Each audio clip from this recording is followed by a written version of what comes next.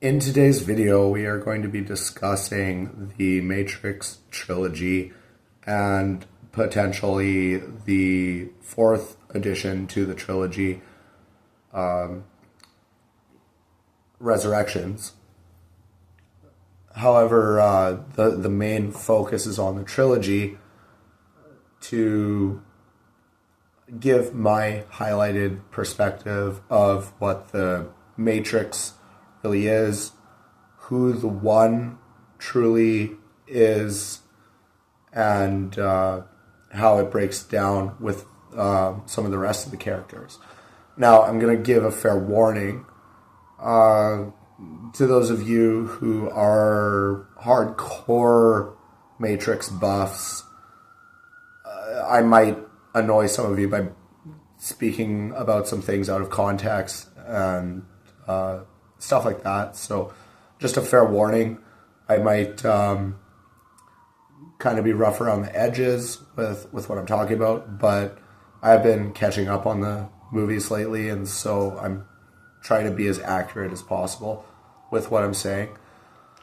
Now, the way the Matrix is commonly understood is the world that we live in, right? The walls, the picture on my wall, these pipes hanging off the ceiling, all of it is a different part of the Matrix program, right?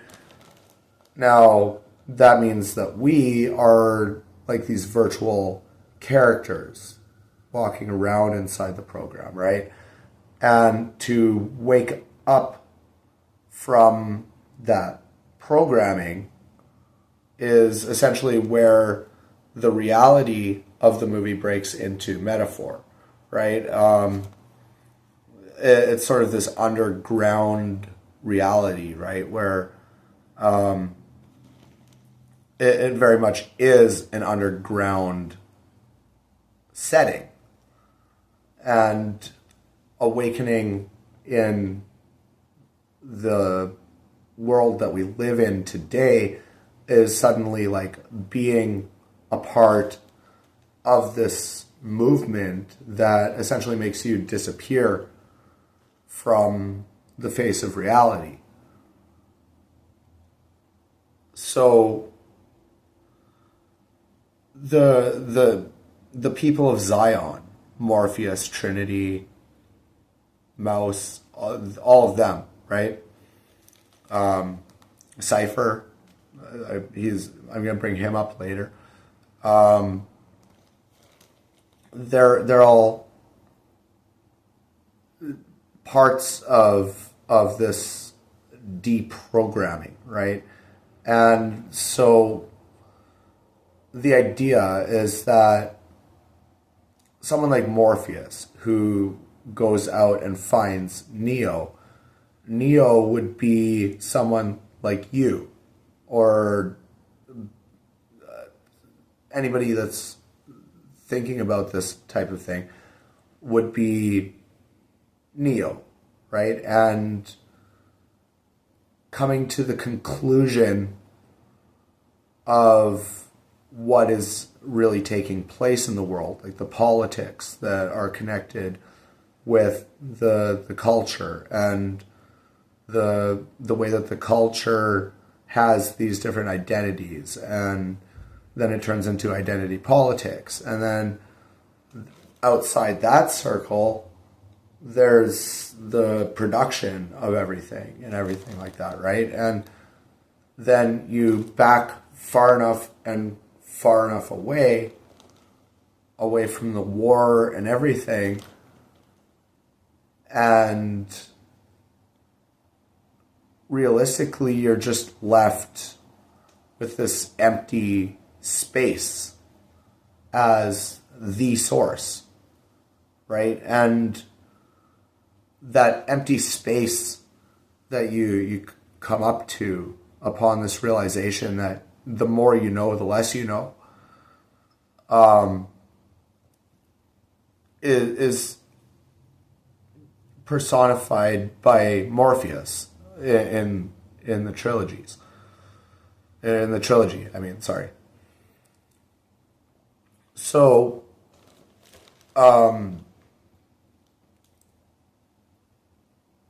what is being introduced to how the Matrix operates then by that standpoint, right? It's sort of how you choose to strategically place yourself and what you learn about the world in place, right?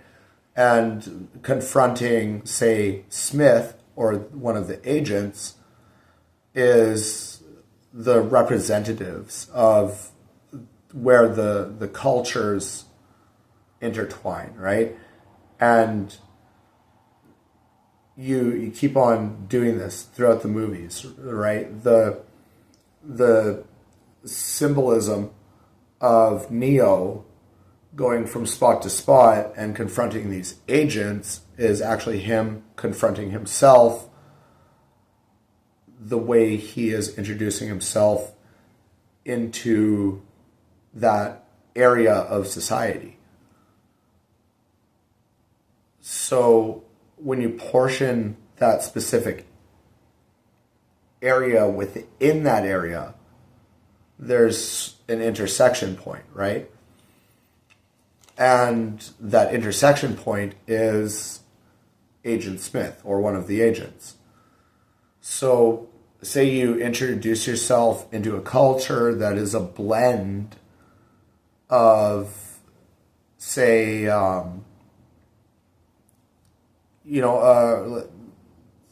even say like an easy example is a sort of poor neighborhood, or low income neighborhood, I should say.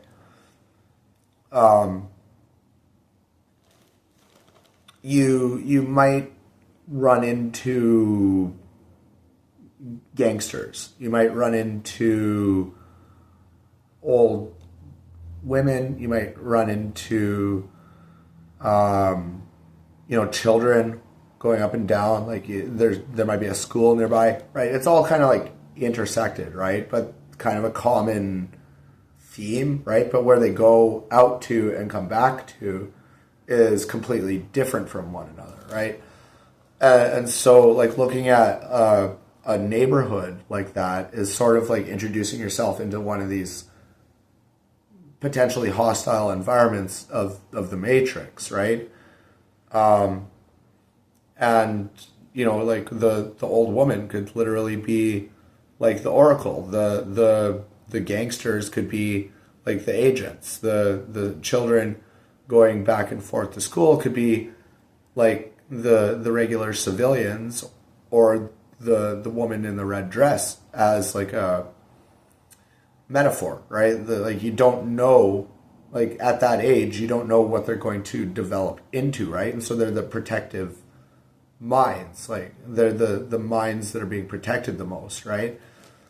And they're also the most influenceable, right? And so the agents can influence them at any point in time, but the innocence of them, right, is sort of like the trust factor that you might think like they're no threat to me, right? And for the most part that's accurate, right? But there's just situations where like you could be looked at as a predator. There's situations where you might be leading them somewhere astray to fall into the hands of a predator, right? And so that's kind of the threat aspect of that aspect, right? And so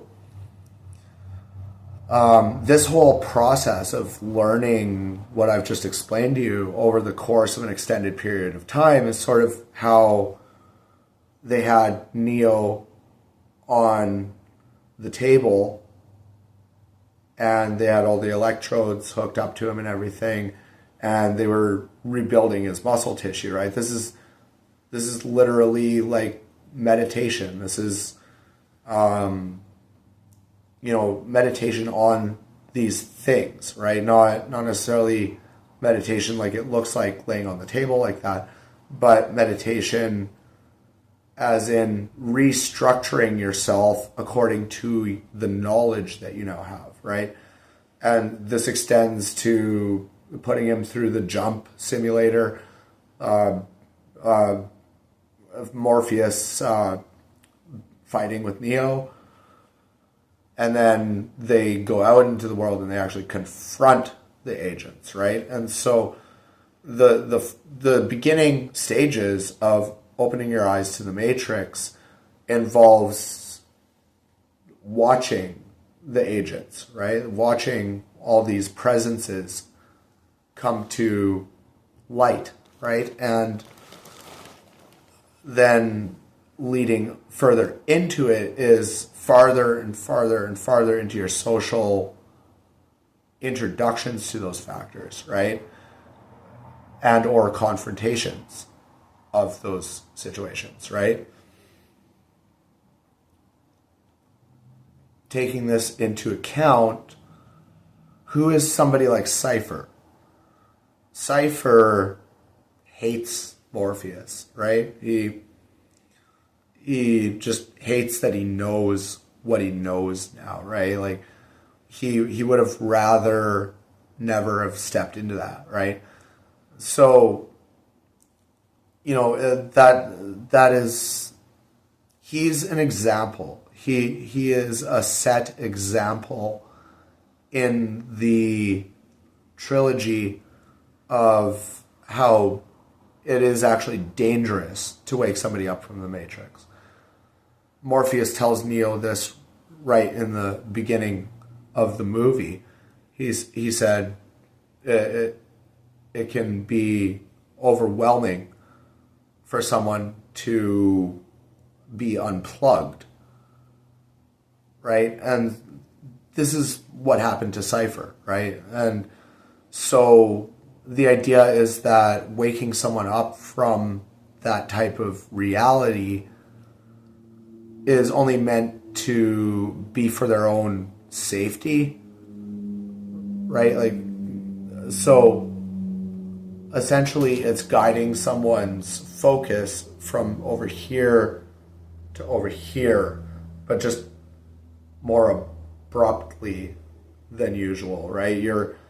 You're picking them up and preparing them for a fight and then dropping them right in the fight a little bit faster than they can handle, right? And that's a prime example of what Cypher was in that movie. He was overwhelmed. He had spite against Morpheus for teaching him these things, and he wished that he had never known.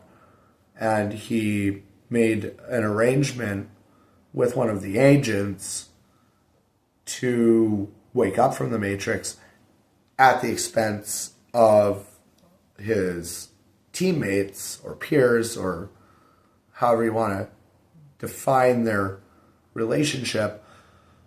He made a deal against them, right? And so in the end, because it was the agents he was making the deal with, he was just betraying himself, right? He betrayed everybody, including himself, right? Which is why it's dangerous to wake someone up from the Matrix like that, because they'll just become a loose cannon, right?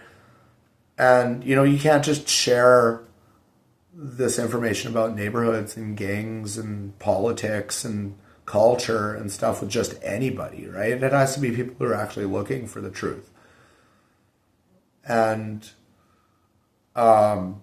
breaking it to them more gently is sort of the process that's defined within the Matrix trilogy. That's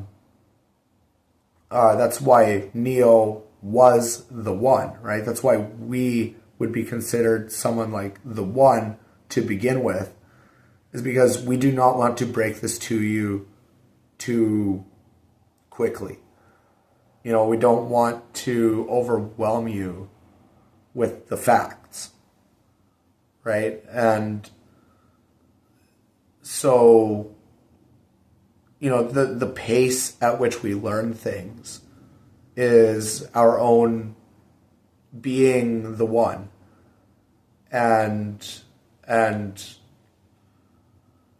learning, our pace of learning is becoming more and more like Neo became towards the end of the Matrix trilogy. And at the end of the Matrix trilogy, he became completely interconnected with the Matrix itself. He became essentially the entire Matrix as it was happening, right? This is when you come to full awakening, when you come to full awareness, and you then just see life for what life has to offer, right? It goes all the way back to, again, the beginning of the Matrix, where they were looking at all the printing going down the screen, and Neo said, how do you learn how to read this? And they say, well, it takes time, but then eventually you're just looking at it, like, there's a redhead, there's a blonde, right? Like,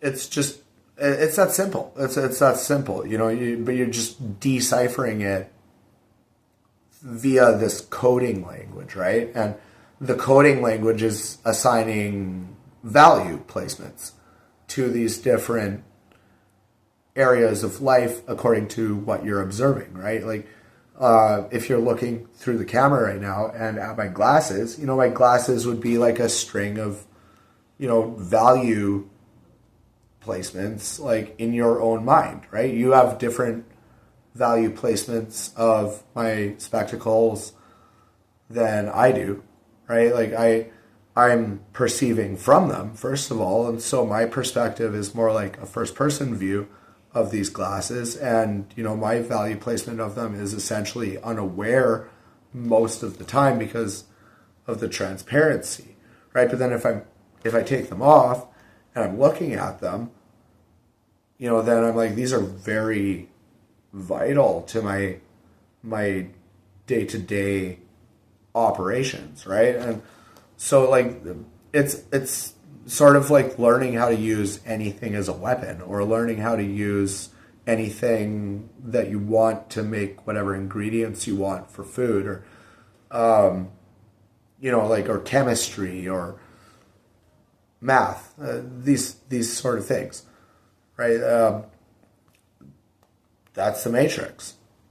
That's the Matrix. The idea that the universe is a simulation, that's within the Matrix as well. Waking up to that is, just waking up to a whole new Matrix to learn about, right? There's a Matrix for every category of knowledge that you can find, right? There's each acquisition of new intelligence, it applies to a new or existing matrix somewhere, right? And so, where does that leave you with Matrix Resurrections? Okay, so Neo is rescued from his connection to the Matrix, right? But the thing is, he was interconnected to the Matrix while the rescue is happening, right? And so the way the movie seemed to happen is that it was actually more or less a crash of the system within the Matrix, and Neo and Trinity and the whole gang, they were like just this kind of hologram, more so, of what used to be, right?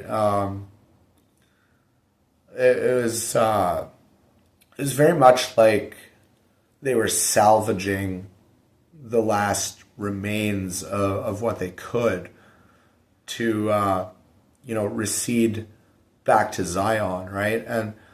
And going back to Zion at the end of Resurrections is sort of like the completion of our knowledge in this world, leading towards a more AI-based system, at least if we rely on technology, right? And it has implications about different aspects too, like transhumanism or post-humanism, where there would be modifications to the masculine feminine dynamic. There'd be modifications to politics. There'd be multiple changes that would occur on the cultural spectrum, including politics within that. And that is really how I have always broken down The Matrix since I very first watched it, right? The way I looked at it perhaps as a child was a little bit below that, right? But I quickly developed that mindset. And I've always seen The Matrix that way, right?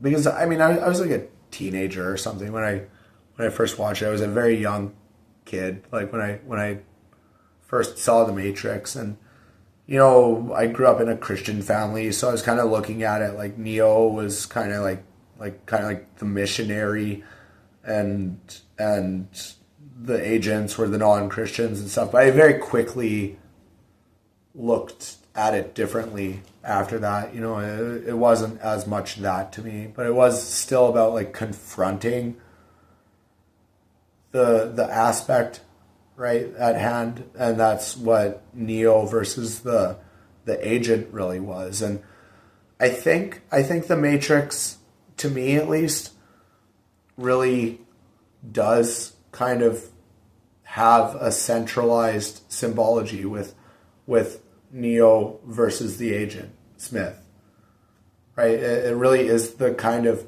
archetype of the entire movie is where Neo finally faces off with Smith.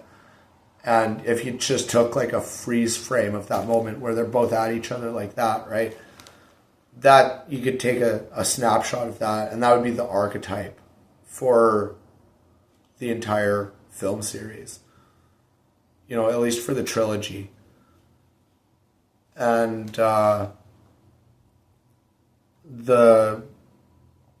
the way I look at Resurrections is kind of as an afterthought. It was a very important movie for me to watch. I hate to be a critic. It was perhaps a little bit underperformed, but I really appreciated it as a film. It really needed to be made, and it was by no fault of the actors that it would have been underperformed. It was such a massive undertaking to create a story like that, I would imagine. You know, to piece it together that intricately, even though they're broken pieces. You know, it's like using gold as the glue, right? And so I really appreciated that movie. It spoke to my heart, and it really meant a lot to me. And that's partially what inspired me to make this video, is that the entire Matrix series has been very important to me in my life, in the past especially, and I feel like I've kind of both grown into it and out of it slightly. And so I hope to convey a useful message in this video about my philosophy surrounding the Matrix. movies. And if this was helpful to you, I would greatly appreciate it if you hit a thumbs up, hit that like button, subscribe, comment, and share the channel. Thank you very much.